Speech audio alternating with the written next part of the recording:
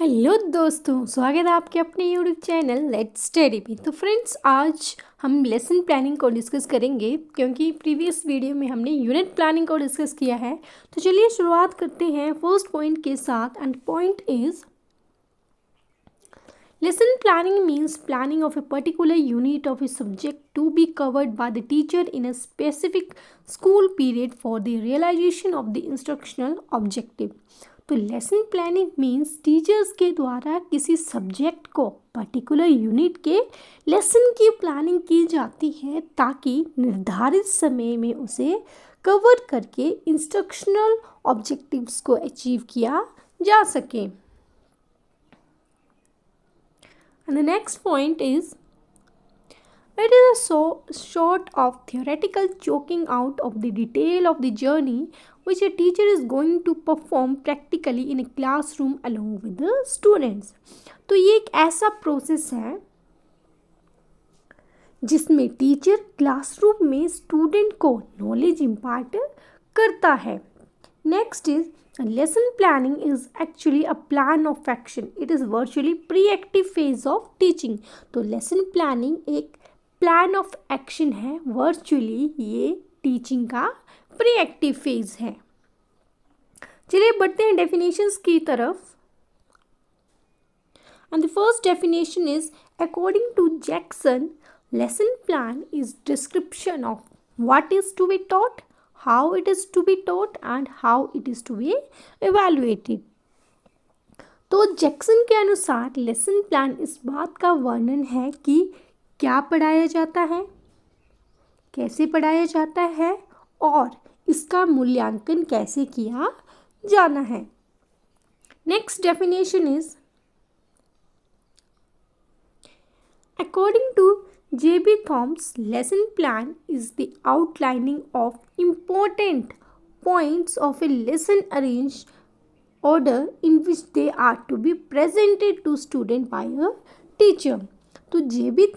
Thoms के अनुसार lesson plan एक लेसन के इम्पोर्टेंट पॉइंट्स की आउटलाइनिंग है जिसे टीचर एक ऑर्डर में स्टूडेंट के सामने प्रेजेंट करता है।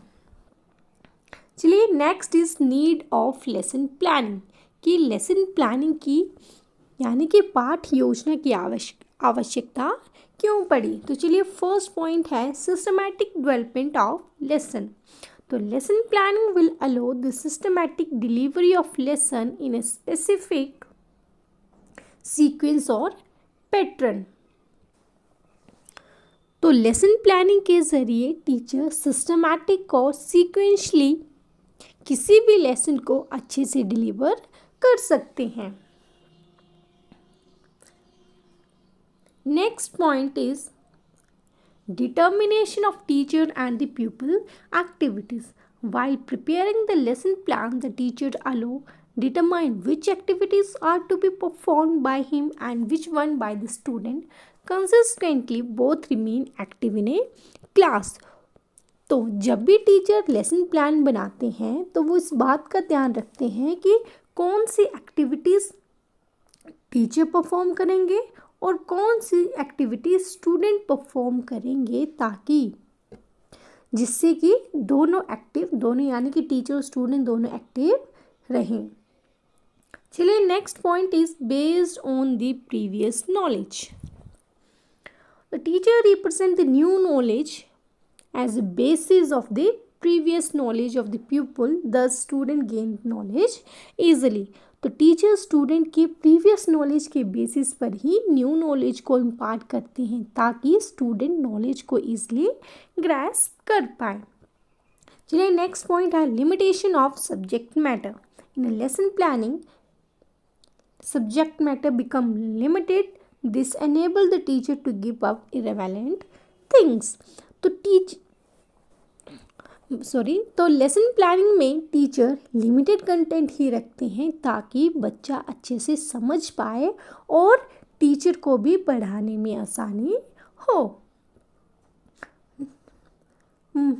चलिए बढ़ते हैं नेक्स्ट पॉइंट की तरफ और पॉइंट है preparation of material aids. At the time of lesson planning teacher become clear about the tactics, methods and the aids which can be used during the teaching. तो जब टीचर लेसन प्लानिंग करते हैं तो उन्हें ये भी clear हो जाता है कि बच्चे को कौन सी टेक्निक या कौन सी टीचिंग एड का यूज़ करके उन्हें पढ़ाना है. Next point is development of teaching skill. Lesson planning will act as an important mean for developing the teaching skills among the pupil teacher. तो लेसन प्लानिंग के ज़रिए जो प्यूपिल टीचर्स हैं उनमें टीचिंग स्किल्स भी विकसित होती है. Next point is prevent wastage of time and the energy. Lesson planning helps the teacher to select appropriate method for teaching according to subject matter.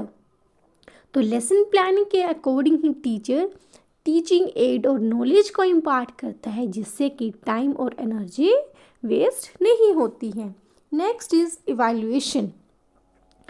तो लेसन प्लानिंग ऐसे फ्रेम किया जाता है कि जिससे कि मूल्यांकन या फिर इवैल्यूएशन भी होता है जिससे कि टीचर को ये पता चलता है कि बच्चे को समझ आ रहा है या नहीं, कि कहीं टीचर को अपनी टीचिंग मेथड्स को इम्प्रूव करना तो नहीं है. चलिए बढ़ते हैं नेक्स्ट पॉइंट की तरफ. Next is Herbartian approach of lesson planning. अब लेसन प्लानिंग के लिए हर्बेशन एक अप्रोच दी है, दैट इज़ हर्बेशन अप्रोच. तो चलिए स्टार्ट करते हैं इसके फर्स्ट पॉइंट के साथ. This approach generally known as the Herbartian 5-step approach. It is propagated by J.F. Hurwitz and his followers in the Harbation school. He give more emphasis on the teacher presentation. तो generally इस approach को हर्बेशन 5-step approach में कहा जाता है. ये approach J.F. Hurwitz और उनके फॉलोअर्स ने हर्बेशन स्कूल में 1776 to 1841 में प्रोपिगेट किया था और उन्होंने टीचर प्रेजेंटेशन पर अधिक जोर दिया था. The previous knowledge of the student is considered in preparing lesson plan, but their abilities, values, interests are not considered in designing of lesson plan. तो लेसन प्लान बनाते समय स्टूडेंट के प्रीवियस नॉलेज को तो कंसीडर किया जाता है, लेकिन लेसन प्लान बनाते समय उनकी एबिलिटीज़, वैल्यूज़, इंटरेस्ट को कंसीडर नहीं किया जाता है, यानी कि उन पर विचार नहीं किया जाता है. Next is steps involved in this approach. तो हर्बेशन अप्रोच के कुछ स्टेप्स हैं. First is preparation, presentation, comparison, then generalization and last one is application and recapitulation. तो चलिए अब हम इनको डिस्कस करेंगे one by one. First point is preparation. This step is concerned with the task of preparing the student for receiving the new knowledge. तो इस step में student को नए नॉलेज को गेन करने के लिए प्रिपेयर किया जाता है. In this approach, pupils are asked to assess their previous knowledge in order to get an idea how much knowledge student already have, and secondly they are motivated to acquire knowledge. तो इस step में student के previous knowledge को assess किया जाता है ताकि ये पता चल सके कि स्टूडेंट को कितना आता है. और इस स्टेज का मेन एम यही है कि स्टूडेंट का प्रीवियस नॉलेज चेक करके उन्हें न्यू नॉलेज गेन करने के लिए मोटिवेट करना. चलिए नेक्स्ट स्टेप है इस अप्रोच का presentation. At this stage teacher represent the subject matter in front of student. The ultimate aim of this step is to presentation of concept in a simple language that can be understandable to the student. तो इस step में teacher student के सामने content को represent करता है और इस स्टेप का मेन एम यही है कि कंसेप्ट को सिंपल लैंग्वेज में एक्सप्लेन करना मॉडल्स या चार्ट्स का यूज़ करना ताकि स्टूडेंट को अच्छे से समझ आ सके.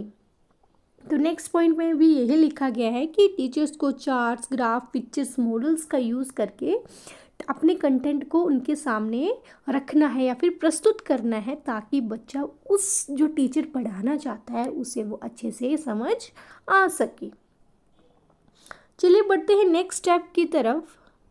नेक्स्ट स्टेप है comparison and association. This step is related with the task of strengthening the acquisition of new learning material. Accordingly, teacher is required to compare, contrast and associate every new knowledge to be learnt with the previous knowledge of student. तो इस step में teacher new knowledge को previous knowledge के साथ compare, contrast और associate करते हैं, ताकि ये पता चल सके कि बच्चे ने कुछ नया नॉलेज या फिर नया ज्ञान एक्वायर किया है या नहीं। And the next step is journalization. इस स्टेप में टीचर ने जो मटेरियल रिप्रेजेंट किया है उसको कंपैरिजन और कंट्रास्ट के बेसिस पर स्टूडेंट के थ्रू कंक्लूजन तक पहुंचा जाता है। Next is application and recapitulation. In this stage, teacher make to use their acquired knowledge in the unfamiliar situation. तो इस स्टेप में टीचर एक्वायर्ड नॉलेज को नए सिचुएशन में अप्लाई करते हैं, जिससे कि स्टूडेंट की नॉलेज परमानेंट हो जाती है या फिर उनकी जो लर्निंग है वो परमानेंट हो जाती है। और लास्ट में टीचर स्टूडेंट से क्वेश्चन पूछ के लेसन को रिकैप्चुलेट भी करवाते हैं। चलिए बढ़ते हैं अब इसके एडवांटेजेस की तरफ। So the first advantage is psychological method. The lesson plan required correlation of the previous knowledge with the new one, and the planning is done according to the child capacities and interests, which make it psychological. जी हाँ, जैसे कि आपको पता है कि lesson planning के लिए previous knowledge को न्यू नॉलेज के साथ कोरिलेट करना आवश्यक है, और लेसन प्लानिंग स्टूडेंट की कैपेसिटीज़ और इंटरेस्ट के अकॉर्डिंग बनाया जाता है, जो कि इसे साइकोलॉजिकल बनाता है। Move to the next advantage. Next advantage is organise teaching. तो लेसन प्लानिंग में टीचिंग लर्निंग प्रोसेस लॉजिकल और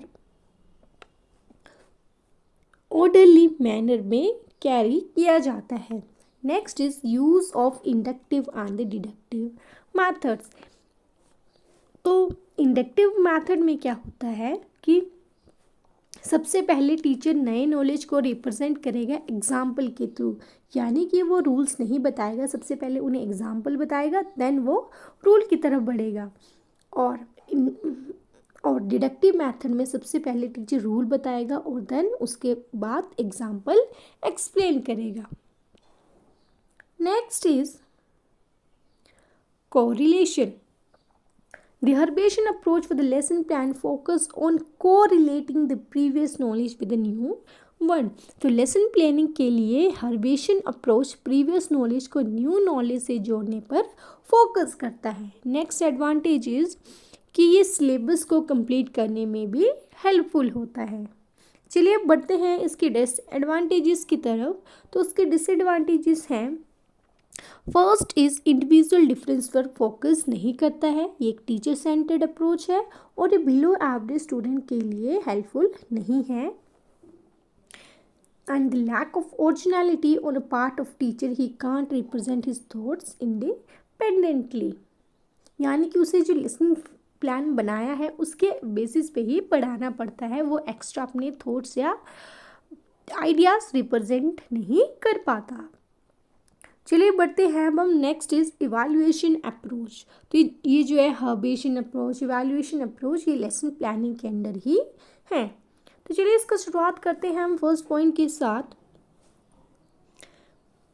Bloom approach of lesson planning is also known as evaluation approach. तो लेसन प्लानिंग के ब्लूम अप्रोच को evaluation approach के रूप में भी जाना जाता है। डीएस ब्लूम ने एजुकेशन को ट्राइपोलर प्रोसेस कंसीडर किया गया है, जिसमें उसने एजुकेशनल ऑब्जेक्टिव्स, लर्निंग एक्सपीरियंस और चेंज ऑफ बिहेवियर को रखा है, यानी कि educational objectives, learning experience and change of behaviour रखा गया है कि ये जो है ये ट्राइपोलर प्रोसेस है। एजुकेशन एक ट्राइपोलर प्रोसेस है। चलिए next is 3 steps of evaluation approach. तो अब इवैल्यूएशन अप्रोच के 3 स्टेप्स हैं। चलिए the first step is formulation of educational objectives. This step is concerned with the identification and the formulation of educational objectives in relation to entry behavior and the desirable behavior changes and the learning experience to be represented to student। तो इस step में educational objectives formulate किए जाते हैं, जैसे कि student ने में बिहेवियरल चेंजेस लाना है, उनके समक्ष लर्निंग एक्सपीरियंस को रिप्रेजेंट करना है। Next is providing learning experience. तो इस स्टेप में लर्नर को लर्निंग एक्सपीरियंस और लर्निंग इन्वायरमेंट प्रोवाइड करवाना है ताकि लर्निंग ऑब्जेक्टिव्स अचीव हो सके।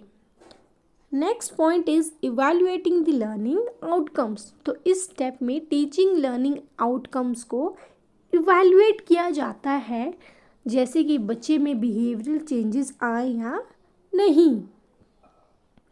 चलिए next is the Bloom evaluation involve the following systematic step for lesson planning.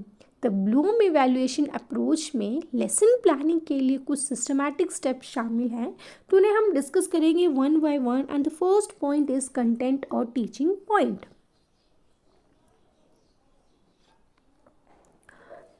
In this first column of the lesson plan, the subject matter or content is stated in a form of main teaching points। तो lesson planning के first column में subject matter और content को main teaching points के रूप में लिखा जाता है। Next is objectives and their specification. It is concerned with the writing the educational instructional objectives in clear and concise behavior term। तो ये educational objectives को clear और concise behavioral में लिखने से संबंधित है। Next is teacher activities. तो इस कॉलम में उन सभी एक्टिविटीज़ को मेंशन किया गया है जो टीचर स्टिपुलेटेड ऑब्जेक्टिव्स या निर्धारित उद्देश्यों की प्राप्ति के लिए करता है। चलिए बढ़ते हैं नेक्स्ट पॉइंट की तरफ। Next is student activities. The activities are undertaken by the student for the realisation of teaching learning objectives are mentioned in this column of lesson planning. तो बेसिकली तो टीचिंग लर्निंग ऑब्जेक्टिव्स की प्राप्ति के लिए student के द्वारा perform की जाने वाली एक्टिविटीज़ को इस कॉलम के अंडर रखा जाता है। Next is teaching add.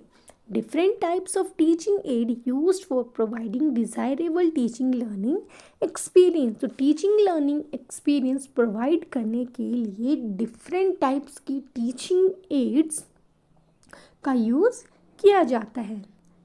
Next and the last point is evaluation. उससे पहले प्लीज़ वीडियो को लाइक करें, शेयर करें और चैनल को सब्सक्राइब करें और कमेंट बॉक्स में ज़रूर बताइए कि आपको ये कंटेंट कैसा लगा है या फिर आपको मेरे पढ़ाने का तरीका कैसा लगा है और नेक्स्ट टॉपिक आप कौन सा चाहते हो। So this step is concerned with the evaluation techniques or devices used for finding out the extent to which stipulated objectives have been realized. This step provided needed feedback to both teacher and the student for bringing the desirable improvement in the teaching learning process। तो इस step में इस step में techniques क्या use करके ये पता लगाया जाता है कि निर्धारित उद्देश्यों की प्राप्ति कहाँ तक हुई है। इस स्टेप के ज़रिए टीचर और स्टूडेंट दोनों को ही फीडबैक दी जाती है ताकि टीचिंग लर्निंग प्रोसेस में सुधार लाया जा सके। That's all for the today's friends. अगर आपको वीडियो अच्छी लगी हो तो प्लीज़ वीडियो को लाइक करें, शेयर करें और चैनल को सब्सक्राइब करें। चलिए अब हम मिलेंगे नेक्स्ट वीडियो तक। तब तक please like, share and subscribe my channel.